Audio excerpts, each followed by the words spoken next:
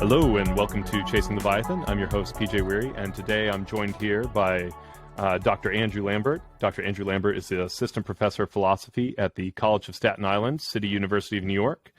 His research focuses on ethical theory, classical and contemporary Confucian thought, and the philosophy of sport. Today we're going to kind of be focusing on Confucian thought, and the main question we'll be dealing with is, how can you lead a good life? Dr. Lambert, absolute joy to have you on the show today. Thank you. Yeah, it's great to be here. So as we look at, how can you lead a good life, what led you to become a philosopher, and specifically, what led you to the study of Confucian thought? Yeah, well, like most sort of people who do philosophy, I was always curious about the world, asking questions about, where does that come from? Remember when I was a very small child, about 5 years old, I was cycling with my dad and down to the local sort of canal or the river. I remember asking him, I'm from the UK, why does the Queen have such power, right? Why does she have such privilege? What has she done to deserve that when, ordinary people work and don't have great riches? And, that's just kind of weird thing for a 5 or 6 year old to ask, but that's just the way it was, right? So clearly kind of fated to be interested in philosophy. As for the sort of my interest in sort of non-Western, like Chinese Confucian philosophy, actually, when I finished undergraduate, I went to Japan for a couple of years on, I don't know if you've heard of the Japan Exchange Teaching Program, the JET program. Sounds familiar, but yeah, continue. Yeah, it gives new graduates from different countries, native English speakers, the chance to go to Japan and teach English. And basically, I did that as just an experience, right? Just to see the world, never been to Asia, obviously. And then I got a scholarship to study philosophy at Kyoto University. And funnily enough, from there, I became interested in Chinese thought. So I swapped my attention to China. I went to China and I went to graduate school, came to graduate school in the US, basically to work specifically on Chinese thought and ethics and Confucian ethics. So basically my path was to go and live in Asia, in Japan, in China, and just kind of experience the different kind of social values and the different ways in which familiar interactions, right? How you greet people, how you talk to older people, sort of really simple everyday things that we all deal with were addressed in different ways by people living in China and Japan. And the kind of curiosity of where does that come from? Why is that? I think sort of led to more kind of textual study, kind of the history of philosophy and Confucian thought. Awesome. Yeah, and that makes total sense. So, and I'm pulling here from your paper, and let me bring that up, the title, From Aesthetics to Ethics, The Place of Delight in Confucian Ethics. We'll actually leave a link to it below the YouTube video. But talk to us a little bit about that paper. What did you find specifically unique in the contribution of Confucian thought to the idea of the good life? Yeah, so there are a couple of things. Obviously everybody at some time or another has interest in ethics, right? Kind of, how do I lead a good life? What is the right thing to do? These really kind of general questions. You would hope so. And maybe I'm a bit too idealistic. Yeah, maybe you're right. So, and different traditions have different answers, right? And right. Even within traditions, you get different answers. So, you have Aristotle who gives an answer. Immanuel Kant, who's a famous philosopher who has his sort of complex, interesting work on ethics, utilitarianism, virtue ethics, all these kind of philosophical schools. And the Confucians have their own answer to that question. But they have something else which is kind of interesting, which is, we come from, by we I mean kind of Northern European, like Anglo-American, European, I guess parts of Australasia, have a strong sense of individualism, right? That the individual self, the individual person is a real locus of value. Yes. And even metaphysically, right? That the way to think about people is to think about the self as an atomic, self-contained entity. We can ask sort of questions, or we think about, how do I be authentic? How can I get people to understand my true inner self, right? this idea of like finding, discovering, and presenting that self. And I would argue, and many people have this view, that in the Confucian tradition, there's much more emphasis on the social self and on sociality, which is to say that how we think about ourselves is partly a function of our relationships, right? How we relate to other people. And the easiest way to explain this in the Confucian tradition is to look at the emphasis placed on social roles. So in the classical Confucian texts, like the Analects of Confucius, the Mencius, the Xunzi, like three great classical early Chinese thinkers, they all talk a lot about social roles, like especially the family, teachers and students, rulers, ministers, and they sort of present society partly as an awareness of how we all exist within all sorts of social roles. And these roles are not necessarily equal, right? Unlike the very like glorious tradition that we belong to, which emphasizes individual equality in the face of difference, respect for difference. The Confucians in some ways have a more pragmatic view that the reality is, you know, it's kind of hard to say in virtue of what people are equal, because in almost all of our relationships, there's some pretty important de facto inequality, right? You might be a brother or a sister or a sibling, right? And you're older, you're more experienced, or you're just bigger and stronger, or you're smarter, or whatever it is, right?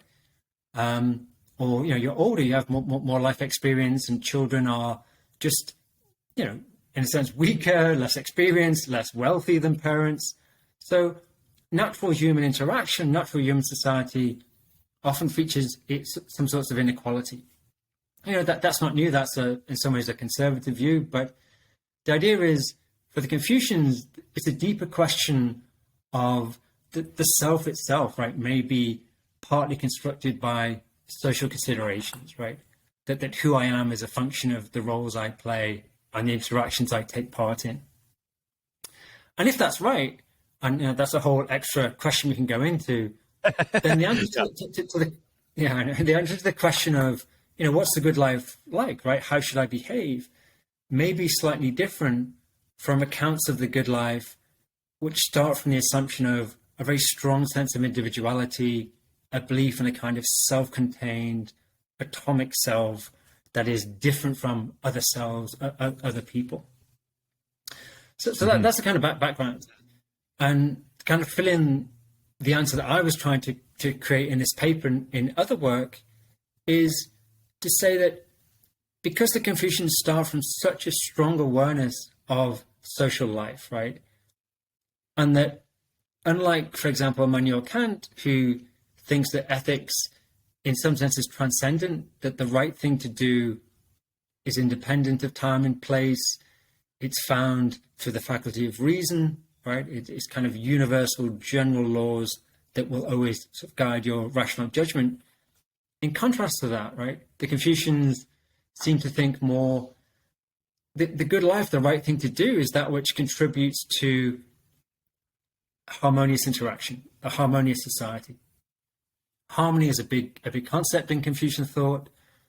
And actually only in the last sort of 10, 15 years have people really started philosophically to delve into it and say, you know, what exactly does harmony mean, right? And there are some, so basically say harmony is a goal of action. It's a concept through which we can understand the good life, like we can aim at this. What is it, right? A few easy sort of metaphors and images that help people understand it. A famous one is music, right? Think of like taking part in a big musical jam or a big concert orchestra, right? You have your role to play, but the way you play it is partly a response to other people, right? And to create the perfect tune requires all sorts of coordination, all sorts of consideration for others. And a second one is cooking, right? How do you make a fantastic dish or a fantastic soup? And, you know, you have to think about your ingredients, how you blend them, how one flavor interacts with another flavor. And, you know, this kind of skillful process, you kind of blend the ingredients to create the perfect soup.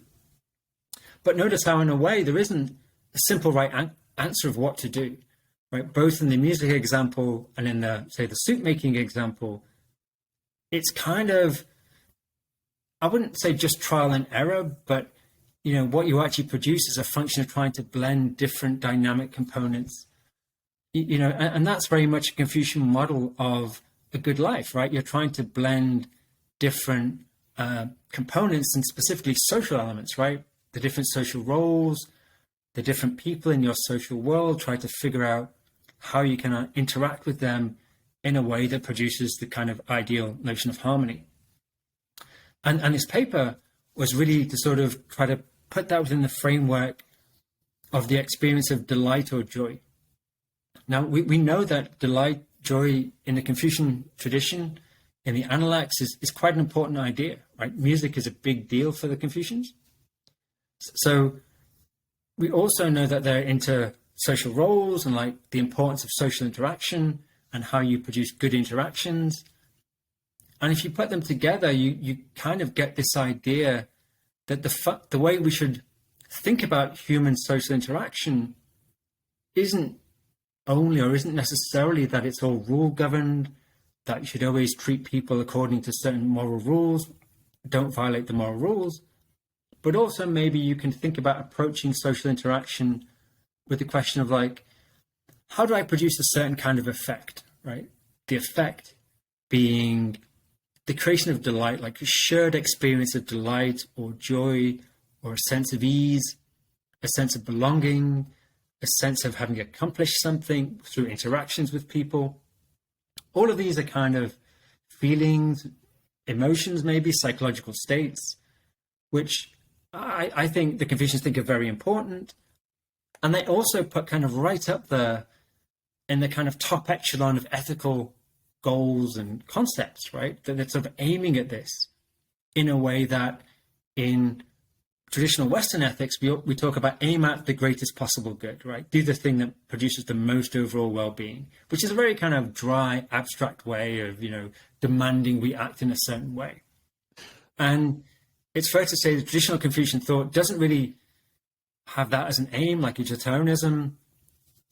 It does arguably have some version of like the golden rule, but I don't think the kind of strong Kantian deontological ethics is really that important to the early Confucians.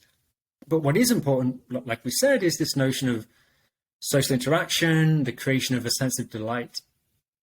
So that paper is really trying to explore that idea and saying, look at traditional Confucian thought, and they often describe this ideal situation of like a social gathering. Think of it like a dinner party if you want to, or like a big ceremony with all the king and diviners and the royal court there. And they're trying to create this kind of experience, this kind of experience of delight. And it's almost like that's their practical goal. And it has some important political implications. Like if you attend one of these big ceremonies and you kind of experience this sense of being part of a great event, you will identify with the king, you'll be more loyal to the king, right? You'll be a sort of a happy subject. But it also has, we can also abstract it, right, to something that speaks to us today as a kind of an ethical framework, like an idea of how we should act, right? Which I think is interesting because it hasn't really been a big theme in kind of traditional 20th century Western ethics, right? We've been much more kind of theory-based, much more about what rule or principle do I need that will enable me to make the right moral judgment. Right? Well, and forgive me for Googling because, I know I'm just listening here quietly, but my brain is just exploding with fireworks. Like, this is awesome. Thank you. So just to make sure I'm kind of tracking with you, a couple things that have kind of cross-reference for me. One is, if this was you, I apologize. Maybe this is why your name was familiar to me. Were you on Philosophy Bites?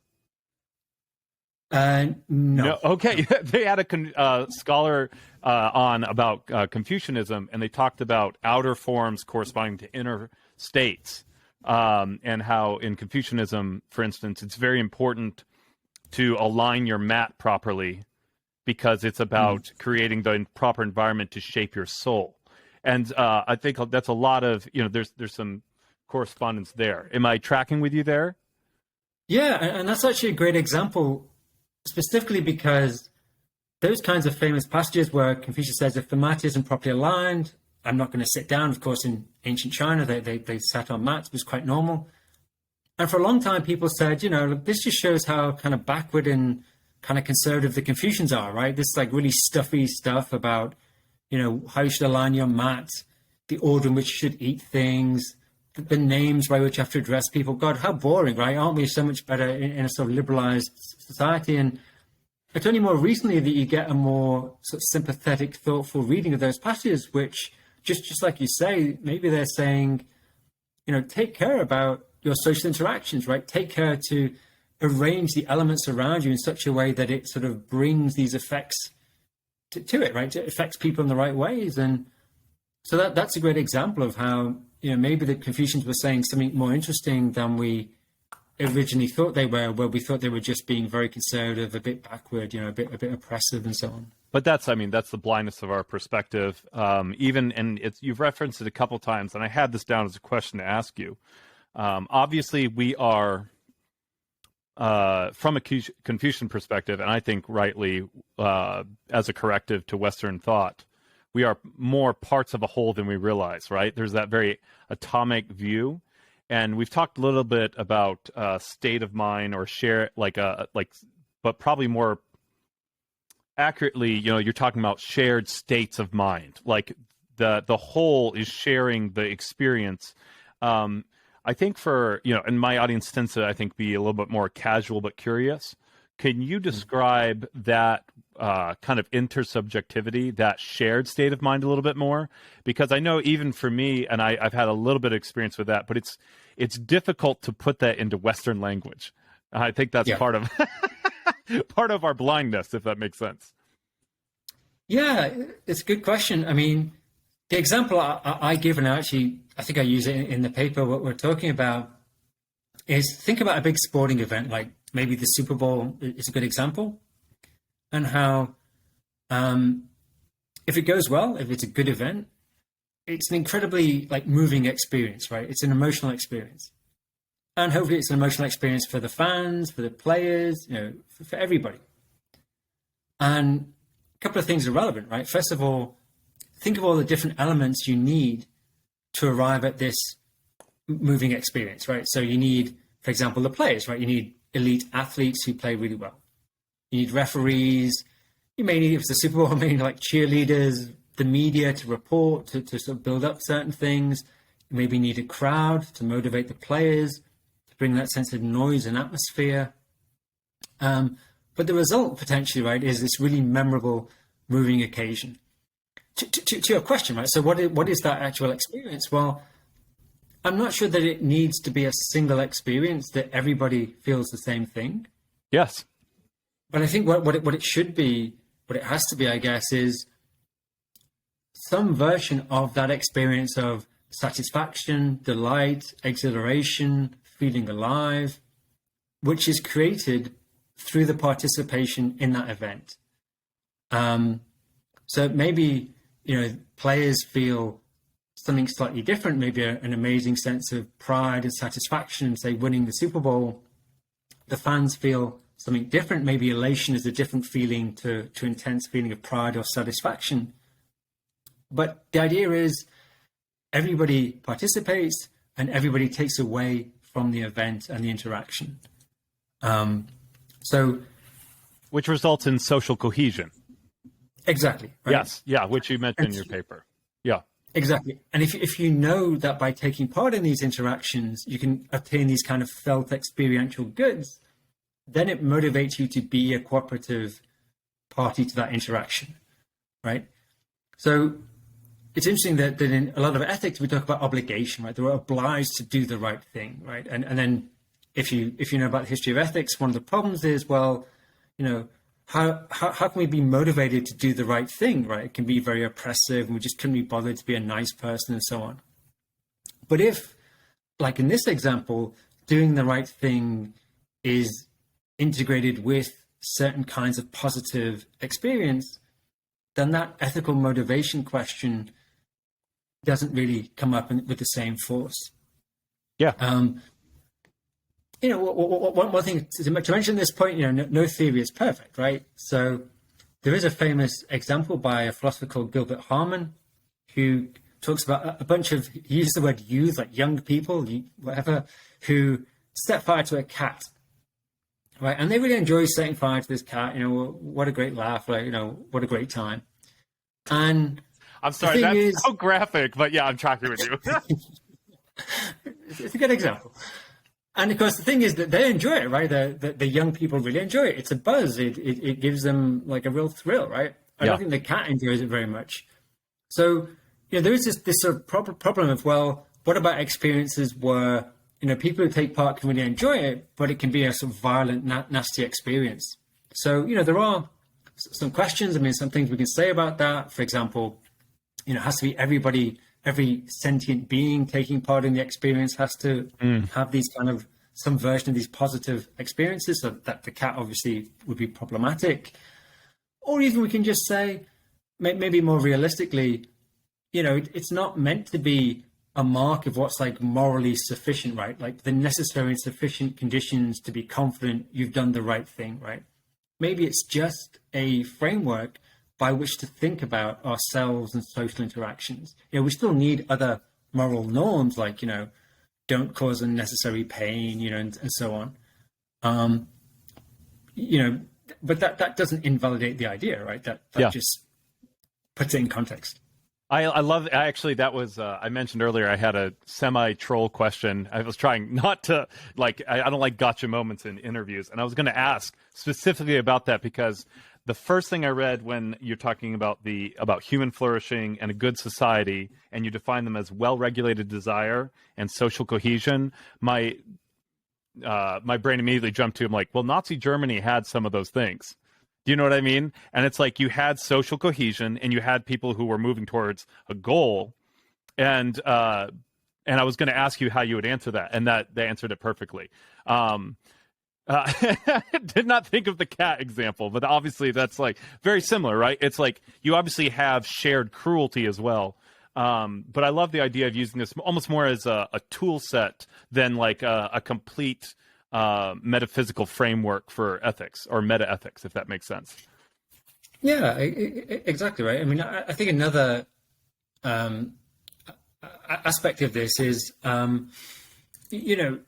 think the Confucians are very focused on like the local social world, whatever that means, like not sort of universality, not all of humanity, all of humankind. Interesting. Okay. And that can lead them to some problems. You might have heard that the strong emphasis on family could be a problem. The kind of favoring your family over others, putting the family first, can lead to conflicts between public duties to strangers, and commitment to family. That's not just a Confucian problem, that's a problem for all of us, right? Yeah.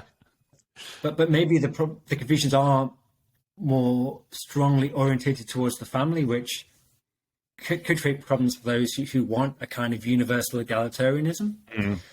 But I think an interesting answer, which again, it's not a knockdown response, but it's just that, maybe a lot of, when we ask the questions about human flourishing and how to have a good life, maybe it's just the fact that a substantial part of that answer will be bound up in kind of the local social world in which we live. Yeah. Right? Friends and family and these kinds of local social interactions. And that maybe there is a sense in which these naturally do take a kind of priority. I don't want to overdo it, because obviously we don't want to be heartless towards strangers and distant others. But it may be that kind of the basic material of a good life may be very much these kinds of everyday social interactions, which traditionally philosophy hasn't really focused on, right? It's been much more lofty and abstract in terms of general rules and norms and quite abstract accounts of the good life, a lot like Aristotle, right? Yeah. It's a general account of human character. Yes. That's where, I mean, you mentioned one of the things, I think the quote is, for example, prudence becomes important. And you define it here as short-term pleasures, deferring short-term pleasures for more satisfying pleasures in the longer term. But there's also the idea of prudence as dealing with a local particular context. Am I reading that correctly? Is that similar, or am I just way off there? Yeah, that's part of it. And that's also part of the answer to the last point another answer to the last point we were talking about, Yeah. which is another kind of criticism would be, well, isn't it just like a version of hedonism, right? Where it's basically saying everybody wants to be happy, just make yourself happy, great. And what I try to say in the paper, because I think it's true to the Confucian tradition, is this is clearly not just a simple notion of pleasure, right? It's not just a case of make yourself happy.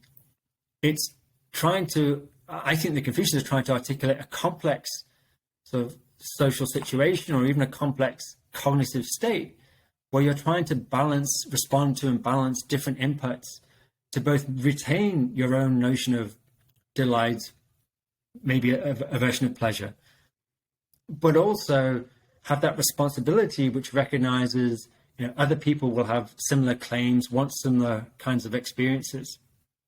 So it creates a kind of ethical task, right? Where, yeah, of course, life is partly about comforting experiences like pleasure and delight, but maybe the ethical task is to kind of create situations, interactions, events where those who take part can all have a share in those kinds of experiences, which adds a much more complex practical layer to this idea. It's not just a simple notion of, pursuing what clearly makes yourself happy. Yes. So a couple things. One is you've mentioned the idea of inequality exists regardless. And I know that, I have a Western audience, right? Like people are going to be like, But one way that I've heard this framed, and I want to know if you're comfortable with this, is instead of using the term inequality, using the term asymmetrical. So, for instance, even with the Super Bowl example, like the experience of players who have put a lot more work into the Super Bowl than the fans do have a very different experience than the fans do. But even though it's different, it is at the same time shared because they are parts of one whole. Yeah, that's it, right? It doesn't have to be, certainly the experiential side, it doesn't have to be a kind of strict equality either in terms of the experience itself, the emotion, if you like, or even like the intensity, the degree to which it's felt.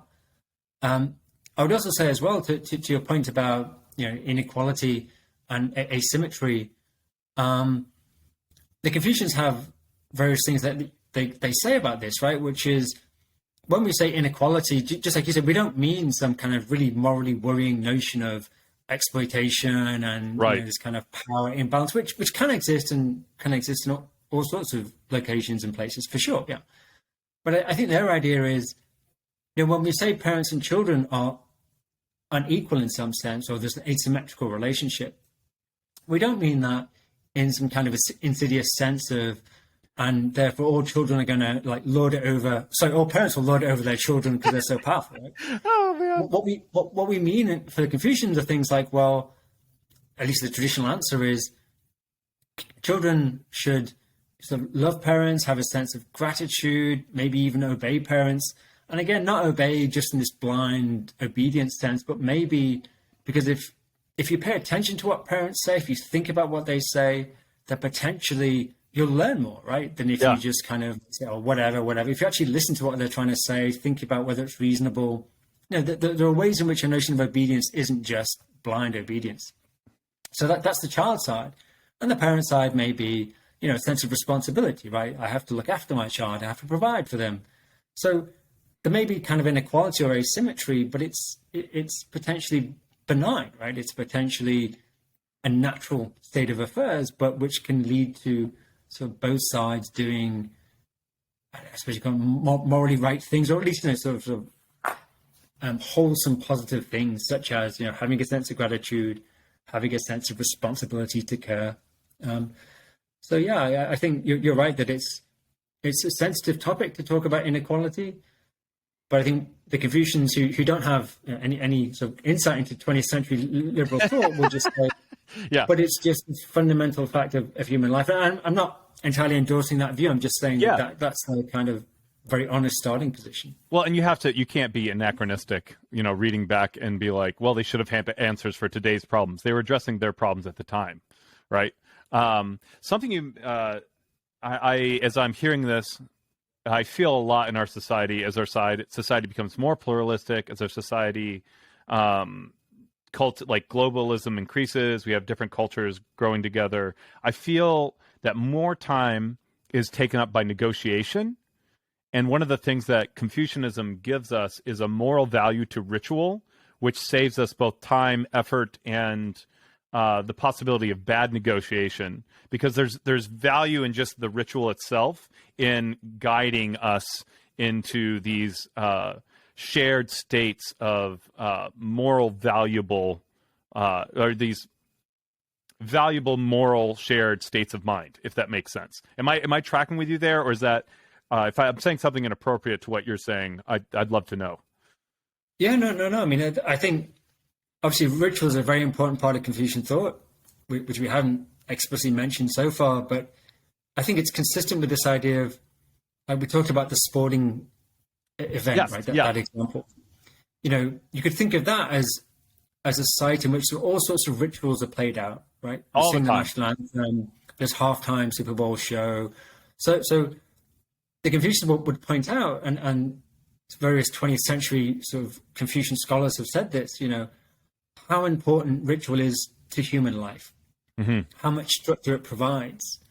So that, again, although some people will have potentially a negative view of ritual, at least the word that it associates with, you know, right, having to attend religious service as a child every Sunday, and, you know, kind of fussy, kind of troublesome, kind of little rituals and etiquette you have to do.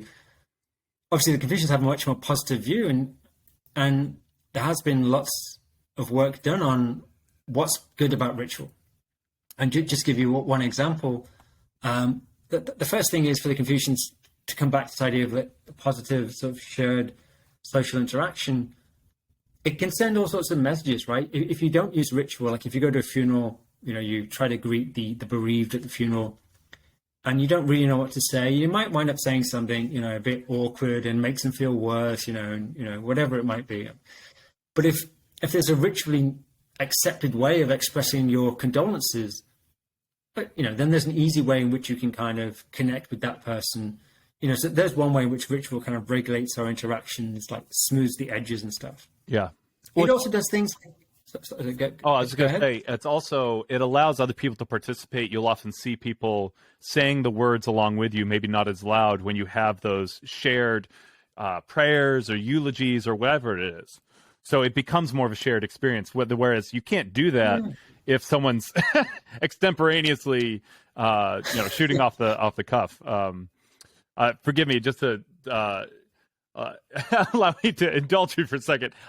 So my background. I'm a devout Christian, came from a very conservative, like independent fundamental Baptist. And one of the things that I've come to appreciate, like I grew up with, if you wrote out your prayers beforehand, you weren't really praying, and you should never use other people's prayers. And some of the prayers I heard extemporaneously, in fact, the majority of them were very poor. And one of the things I've come to really appreciate is exactly this notion, right? Like, it's something that we do together, and it's something that is well thought out, and it's a very Western kind of distortion, honestly, that if it's just extemporaneous, it's somehow more authentic. Yeah, if that makes sense. That's a great point. I mean, that, you know, there's another area of sort of research in contemporary Chinese thought about genius and originality, right? And just exactly to your point, right? We tend to think of creativity as being this act of absolute creativity, right? Nobody in history has ever done this before, right? And we attach the highest value to that kind of outstanding genius-like originality, right? Yeah. But like you say, first of all, that obscures the number of fails, right, on the way to try and get there, right? And these terrible individual efforts that go wrong.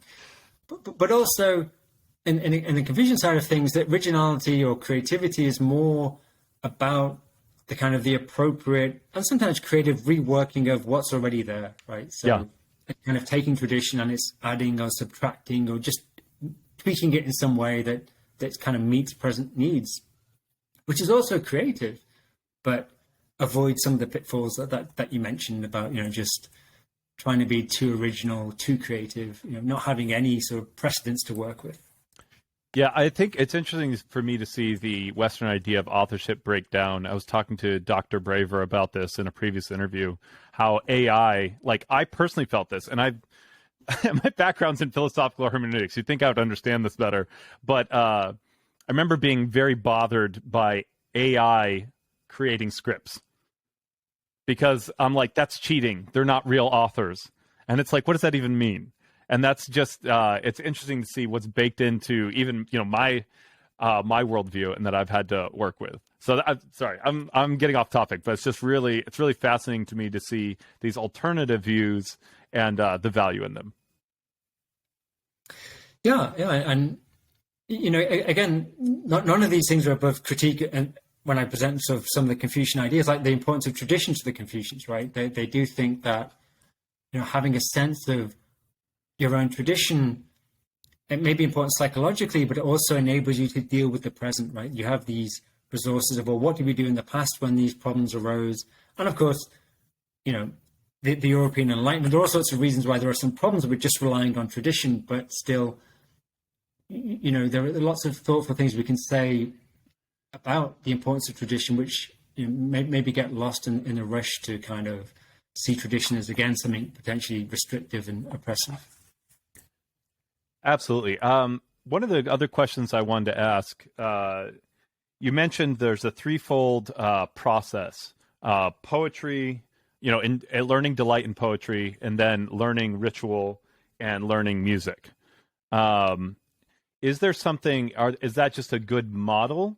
Is that a good way to proceed? Is there something fundamental to those three steps? So is that more of a fundamental universal human experience thing, or is that just one good way for people to achieve this kind of shared intersubjective state of delight? Yeah, so that actually comes, it's a famous passage from the Analects, or the Analects of Confucius, the canonical book of the Confucian traditions. You might even say like the Bible of Confucianism, because it's the text which so much goes back to. It's sort of passage 8.8, so book 8, passage number 8. And I think it can be translated in different ways, but it says something like aroused through poetry, established through ritual, and completed through music. And I also work on a 20th century Chinese thinker, intellectual called Li Ziho. He actually passed away recently, but he wrote a lot about that passage. And he sees it as a kind of a blueprint for an idea of self-cultivation, in which the goal is to be able to create the kinds of social events we're talking about. And I think the idea is poetry is the first stage, and that should be understood quite broadly to include things like literature, maybe even all sorts of written writing and text and so on. That there's a way in which you acquire the kind of knowledge you need in order to interact with the world. Ritual is kind of the second stage. And again, maybe not just ritual like we think about formal rituals, like going to a church or a synagogue, or a wedding or a funeral, but a bit like we talked about, but more general notions like etiquette, ceremony, even habit, maybe the way people habitually interact, even though that's not recognized as some kind of formal ritual. The way in which, when we take part in all, when we engage in and learn all of these kind of ritualized, habitual ways of interacting, we become more able to kind of move the world around. So think about greetings, right? When you're young, maybe you just know to try and shake people's hands, and then you travel around the world and you see some people bow, some people make a kind of various signs of respect, right? Sort of Chinese notions, and you acquire more tools, right? More ways in which you can respond to the situation, and again, this idea of ritual and ceremony, maybe that's what it means. We learn all that kind of social grammar as we go along. We acquire more and more of it. So in any given situation, we're more able to come up with something that is, in some sense, the appropriate response, right? That's the second stage. So the first one's like conceptual, intellectual, kind of learning about poetry, literature, maybe even history texts. Then you've got the practical one of kind of ritual and kind of mastering social interactions, customs, habits, and so on.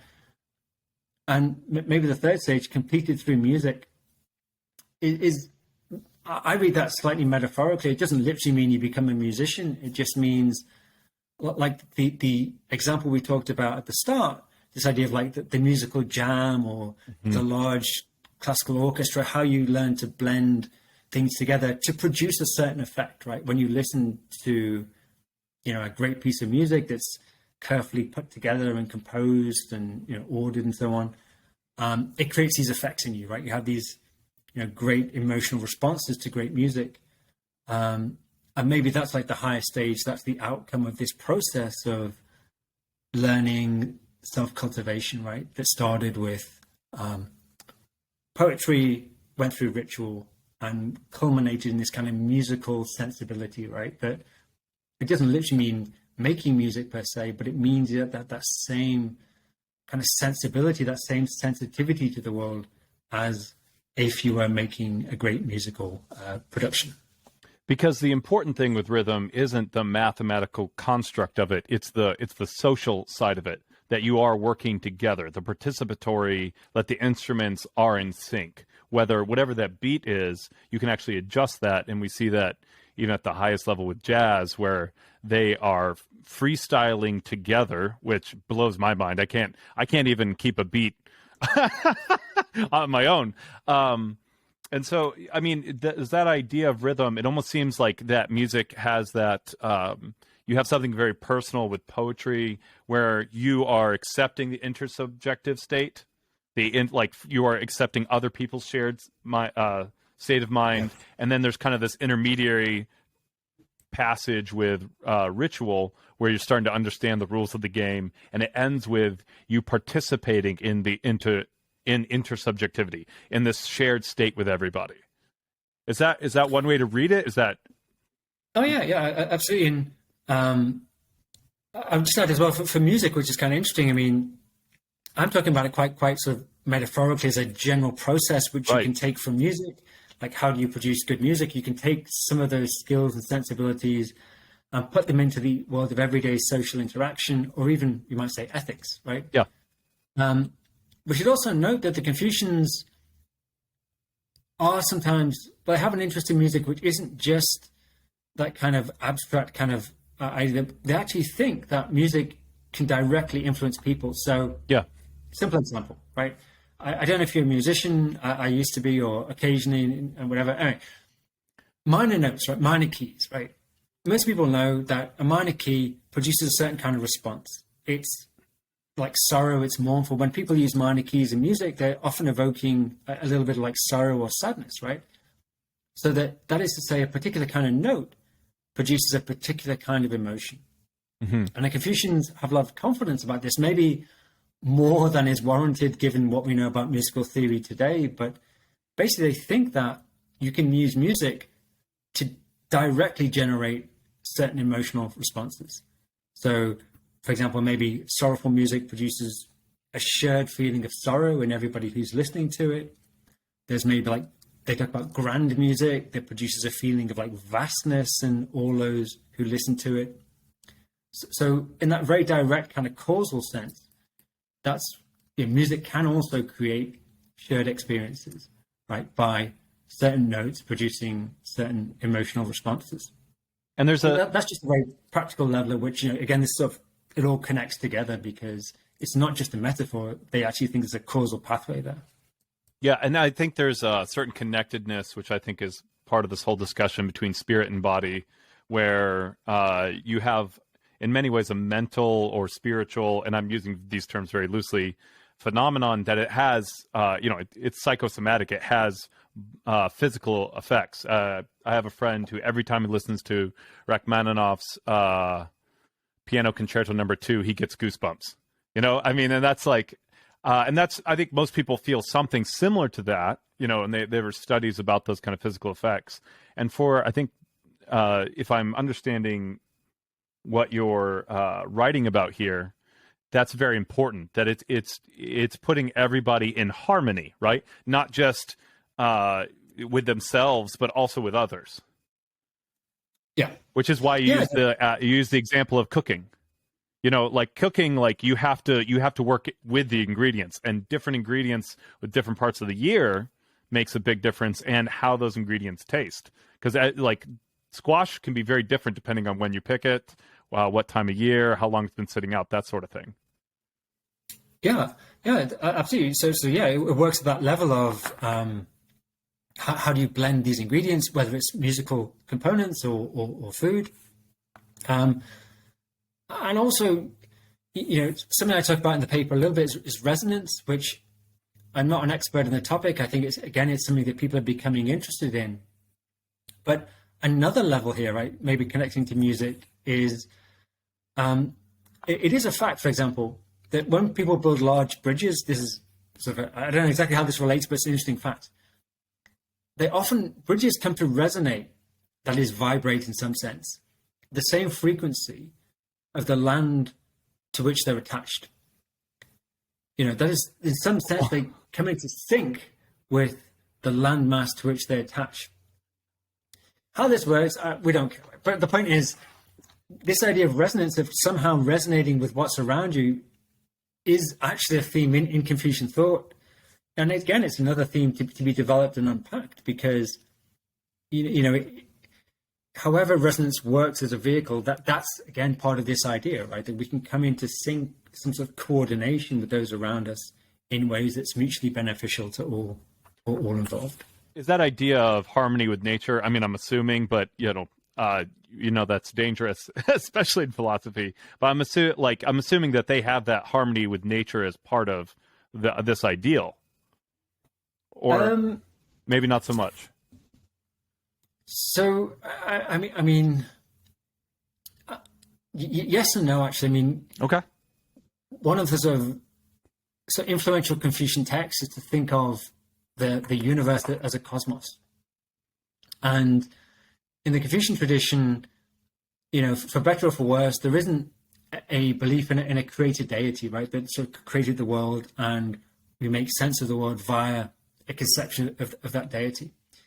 Rather, there's this idea that humans and the cosmos are kind of co-creators, that humans influence the cosmos by contributing to history and great deeds and so on, and the cosmos influences humans by, for example, the way that the natural climate works, in winters and summers, and humans have to adjust to the cosmos. So at that level, again, there is this notion of integration, of coherence. So in that sense, yes, there is a kind of unity of humans and nature, a harmony, if you like. Mm-hmm. But often in the Confucians, it's not so much about, the countryside or the seasons. It's this sort of almost like religious idea that the largest thing that there is something which we are sort of part of, and it's part of us, and we mutually, individual and cosmos, kind of mutually interacts and creates. Taoism has a more explicit accounts of connection with the natural world in the sense maybe that you mean, in terms of responding to the seasons, like farming at the right times, plowing at the right times, harvesting at the right times. Okay. Yep. Sorry. I mean, this is literally, obviously, this is not my field, so this is really fascinating. Thank you. Kind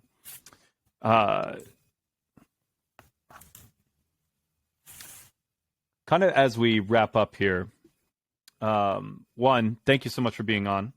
I did want to ask. Oh yeah.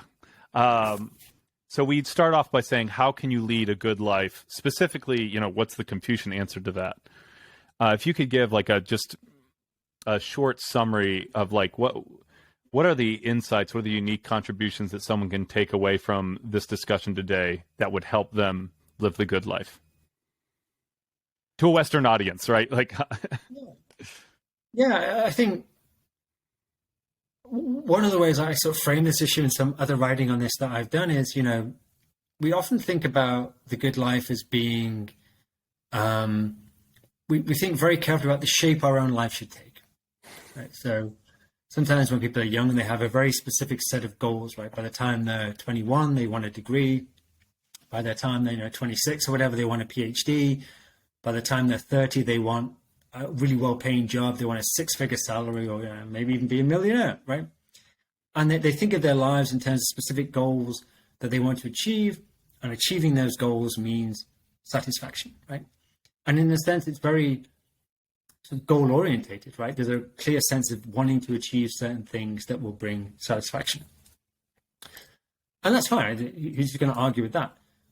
But maybe what this Confucian account says is the idea of like a meaningful life or a good life isn't necessarily one in which we have these kind of goals and aims and we instrumentally reason towards them and figure out how to achieve them. Rather, we think about life in terms of how every day consists of a certain number of, like a rolling series of social interactions. We may not know before the day begins who's going to be involved in those interactions, what those interactions will be. But maybe if for each of those interactions that we move through in the course of a day, we can achieve this kind of quality of interaction that we're talking about, the kind of visceral sense of satisfaction or delight or joy that comes from successful interaction. And we do that for each of these rolling series of interactions that we're involved in, and then the next day the same, and the next day the same.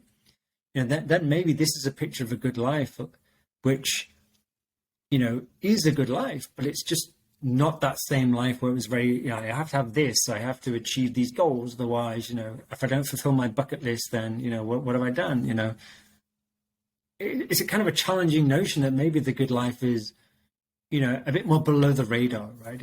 It's not about big dramatic things. It's more about the quality of interaction, because those social interactions make up so much of your life, right? That's the idea, that they are the raw substance of human life, not, philosophers living in a cave thinking about the true meaning of existence, right? That's really on the outside.